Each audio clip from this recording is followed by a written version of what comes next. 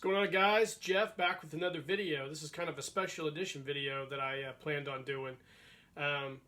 First of all, I appreciate all the likes and comments from my Sabotage of Spy Island short that I did.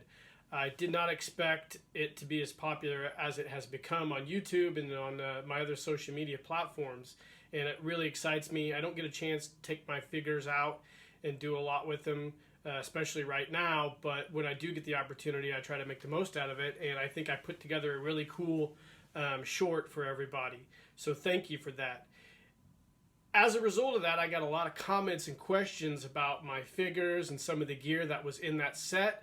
And I just wanted to do this video. It's a special edition video where I'm going to go over everything that was basically in the short that I had questions on. As of course, this is the Star Action Man here. This isn't the actual figure that I used. This is actually a Guyper Man Action Man figure on with a vintage G.I. Joe Action Man head, but the suit's the same. He doesn't have his gear on, but when I take him back to the shop, I will I'll get him all geared up and everything that was in the video. I'll also show you the villains and some of the other equipment that we used. It was a fun thing to do. I shoot all my stories usually around my neighborhood or in my brother's woods or in my other brother's farm. So those are the three locations I usually go with. If I need a big water scene, I usually go out to our public lake. I try to time that just right because there's always people driving around, and I probably look a little suspicious out there playing with toys on the beach, but I don't really care. So that being said, like I said, I really appreciate all the comments, and I have another really good, I think probably the best one I've done coming Christmas Eve. I will talk about that at the end of this video. So I'll quit talking, we'll pause the video, we'll go back to the shop, and we'll take a look at all the figures from my Sabotage of Spy Island. Alright guys, welcome back. So here is the cast, if you will, of the Sabotage of Spy Island. Like I mentioned in my video intro, these are all the guys I used, and I kind of wanted to just go into a little detail of all the equipment and gear involved. But before I do that, I did make an error when I was talking on my intro. I kept saying Action Man instead of Man of Action. I do that a lot because I get those words mixed up. So I know some people like to point out in my videos the things I'm wrong about, which I always appreciate. But I meant Man of Action, so don't take that the wrong way. So the first two guys, obviously, in the opening scene that we see are the Adventure Team Commander and Action Man. Now, the Adventure Team Commander, obviously, you've seen my muscle body videos that I did recently. He is the commander in this episode, and as well as Action Man, my intelligence expert. You know, if you've watched my muscle body videos, and you know everything about this guy, but this guy here, the Action Man, I have had him for about 3 years now. I found a guy in Indianapolis that had a lot of the old Action Man late issue bodies, which I think are the best 1/6 scale bodies made prior to the ones they make today. And I had an Action Man head laying around, so I plopped the head on there. I got the outfit from Felipe at Luca Por Benica's, and I threw just a set of boots and socks on him, and he's kind of like my Action Man advisor. So I wanted to throw this guy in a video for a while now. I just haven't ever had an opportunity, and this presented itself. So I utilized Action Man as one of my intelligence experts. So I enjoy these guys a lot, especially the Muscle Body Commander. I think this is a great figure, and I also love the Action Man Eagle Eye figure as well. So those two guys were the intro for the intelligence gathering to send Man of Action on his mission. Put them off to the side here. Now the map that you saw in the beginning, it is a G.I. Joe comic book map from the early 80s of Cobra Island. I just took the Cobra Island part out, then photoshopped Spy Island in. And I've made these and sold these with my map table bases before. But this is I guess, my official Spy Island map. It's pretty cool. If you guys are ever interested in the JPEG for that, send me a message and I can always send you one. It's real easy to make, so it's nothing proprietary at all. I just think it's a really cool map. Also in the episode is this figure here.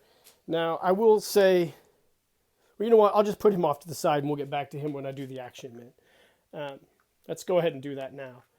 So, here is the figure I had in my intro. This figure and this guy right here. Now, what I always do in a lot of my videos is I have a lot of the same G.I. Joes. And one of the best parts about using the Adventure Team figures is they're basically men with no name. They're the same figure, Sea Adventurer, Air Adventurer, Land Adventurer, Man of Action, and so on and so forth. So you can have several different figures that look the same, so it allows you to throw other outfits on figures and incorporate them all into a story, and it's the same guy basically. So this is actually a vintage Man of Action head on a Guyperman body. The Guyperman bodies, the reissues, are great mannequin bodies.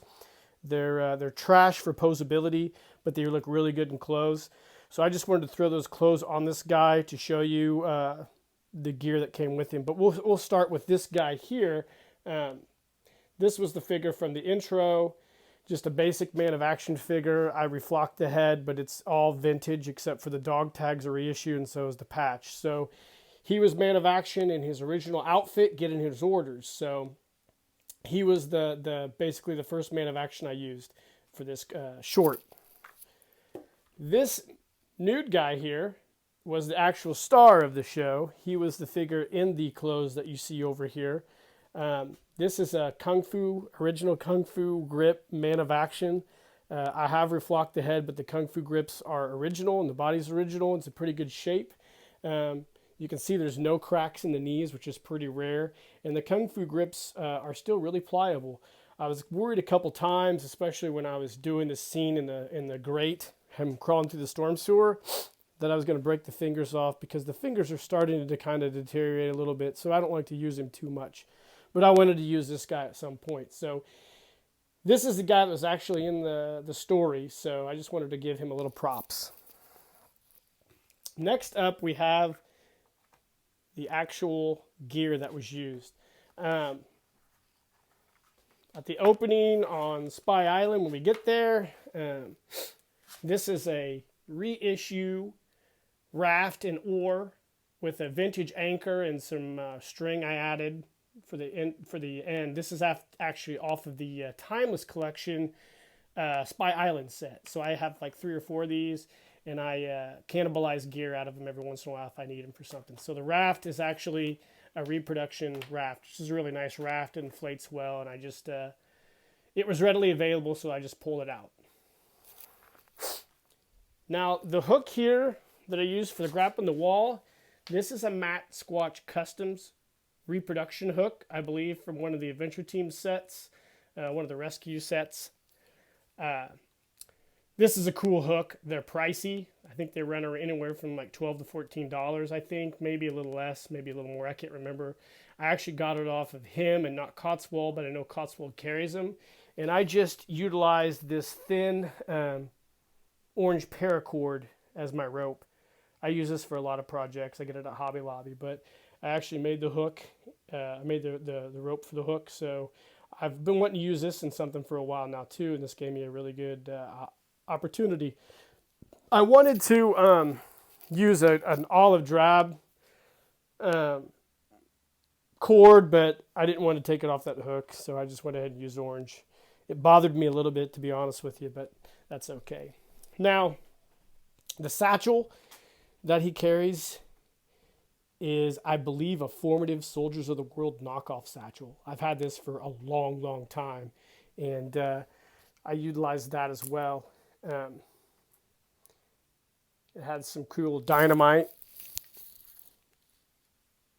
Those are, again, from the Reproduction Timeless Collection Spy Island set, so those are pretty cool to use too, because I like the magnets. I'm going to actually reproduce these at some point. I think this year I'm going to mold them, but this is the dynamite I used. It magnetized really well to the metal when I was setting the charges. So I'll set that off to the side here.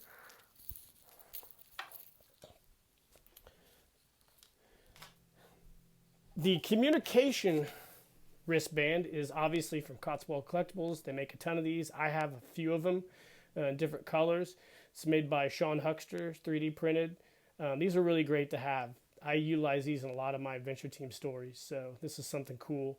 I think if you guys want something like neat for communications type stuff, this is a cool thing to use. It's a nice prop.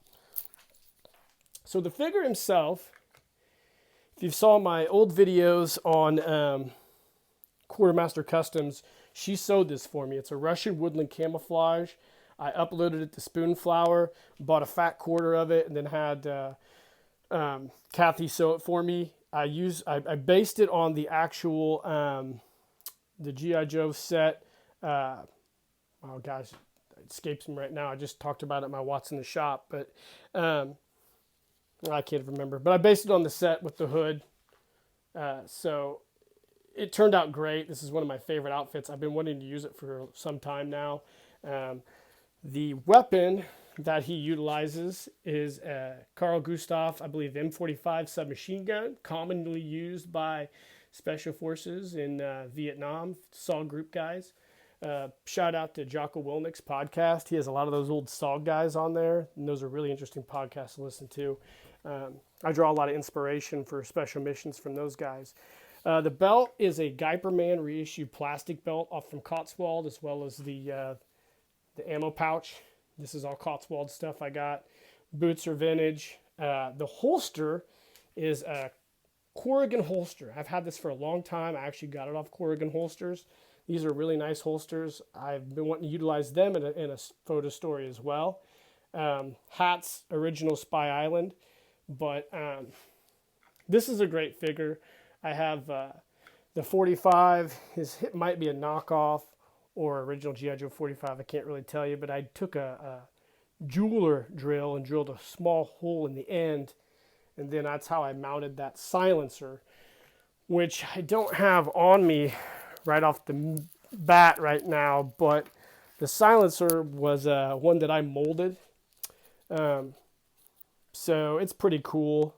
I do that from time to time. I make my own gear if I don't have anything. I didn't want to get out my old 21st century silenced weapons and go through that all rigmarole because I was kind of in a hurry.